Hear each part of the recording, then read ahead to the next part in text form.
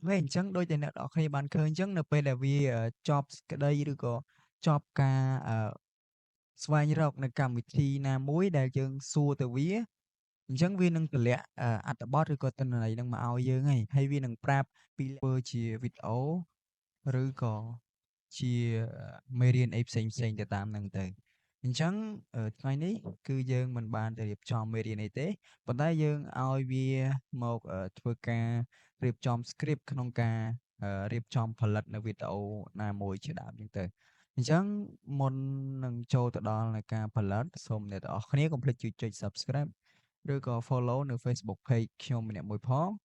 ដើម្បីទទួលបាននៅវីដេអូថ្មីៗបន្តទៀត អញ្ចឹងនៅពេលដែលអ្នកនរអគ្នាចូលមកដល់ Google ហើយអ្នកនរអគ្នាធ្វើការសរសេរ Google AI Studio ចឹងមកហ្នឹងហើយអញ្ចឹងនៅពេលដែលយើងសរសេរបែបហ្នឹងហើយយើងចូលមកក្នុង website របស់វាមកណាហ្នឹងហើយអូខេអញ្ចឹងអ្វីដែលអ្នកនរអគ្នាត្រូវធ្វើបន្តទៀតរងចាំវាឲ្យវាចូលមកដល់នៅក្នុង website នេះអញ្ចឹងនៅពេលដែលវាចូលមកដល់គឺយើងមិនបាច់ចាំផ្លាស់ប្ដូរទម្រង់វាណាទេអញ្ចឹងខ្ញុំសូមសរសេរទៅវាតែម្ដងព្រោះអីយើងមកដល់ទម្រង់នេះគឺយើងមិនបាច់ផ្លាស់ប្ដូរទេព្រោះដោយសារយើងឲ្យវាសរសេរ script ឲ្យអញ្ចឹងណាហ្នឹងហើយអញ្ចឹងយើងសរសេរទៅយើងសរសេរអក្សរខ្មែរទៅណាហ្នឹងហើយហើយអញ្ចឹងដូចតែអ្នកនរគ្នាបានឃើញអញ្ចឹងនៅពេលដែលវាចប់ក្តីឬក៏ចប់ការស្វែងរកនៅកម្មវិធីណាមួយដែលយើងសួរទៅវាអញ្ចឹងវានឹងតម្លាក់អត្ថបទឬក៏ទិន្នន័យនឹងមកឲ្យយើងហើយវានឹងប្រាប់ពីលក្ខខណ្ឌក្នុងការនិយាយបែបណារៀបចំ thumbnail បែបណានិយាយទៅវារៀបចំឲ្យយើងមកស្អាតតែម្ដងណាហ្នឹងហើយអញ្ចឹងនេះវាមានជារៀនប្រមាណវិនាទីប្រមាណវិនាទីដើម្បីឲ្យយើងនិយាយមិនគឺវារៀបចំឲ្យទាំងអស់នៅក្នុងការផលិតវីដេអូហើយអញ្ចឹងជាដើមទៅហ្នឹងហើយអញ្ចឹងបើសិនជាអ្នកនរអគ្នាអត់ពេញចិត្តនៅ script អត្ថបទហ្នឹងយើងអាចធ្វើការស្វែងរក app ផ្សេងទៀតអញ្ចឹងណាយើងអាចធ្វើការស្វែងរក app ផ្សេងទៀតដែលអ្នកនរគ្នាគិតថា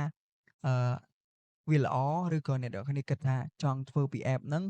ឬក៏កម្មវិធីហ្នឹងឬក៏ website ហ្នឹងជាដើមអញ្ចឹងទៅនេះគ្រាន់តែជាការផ្ដល់គំនិតឬក៏ជាការឧទាហរណ៍របស់ខ្ញុំដែលចង់ចែករំលែកទៅកាន់អ្នកទាំងអស់គ្នាអញ្ចឹងណាហ្នឹងហើយអញ្ចឹងដូចជាអត្ថបទនេះវាដាក់មកជាក់ស្ដែងអញ្ចឹងប៉ុន្តែខ្ញុំគិតថាខ្ញុំអត់ពេញចិត្តនឹងអត្ថបទហ្នឹងទេខ្ញុំចង់ដូរអញ្ចឹងខ្ញុំសេទៅខ្ញុំទៅសេទៀតមកខ្ញុំដាក់អីអញ្ចឹងណាអញ្ចឹងទៅខ្ញុំដាក់សុំបដូរអញ្ចឹងណាព្រោះខ្ញុំគិតថាអត់ចង់ធ្វើ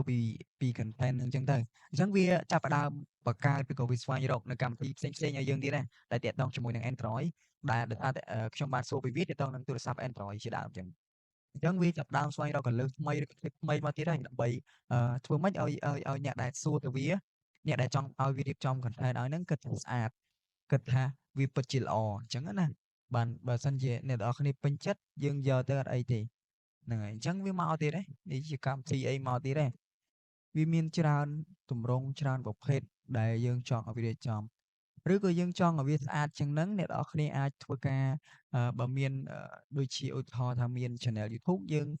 sort channel YouTube ដាក់ភ្ជាប់ទៅជាមួយទៅវានឹងសិក្សាពី channel របស់យើងហើយវានឹងថាយើងគួរតែប្រើ content បែបណាធ្វើ content បែបណាចឹងទៅដើម្បីមានភាពទាក់ទាញជាងមុន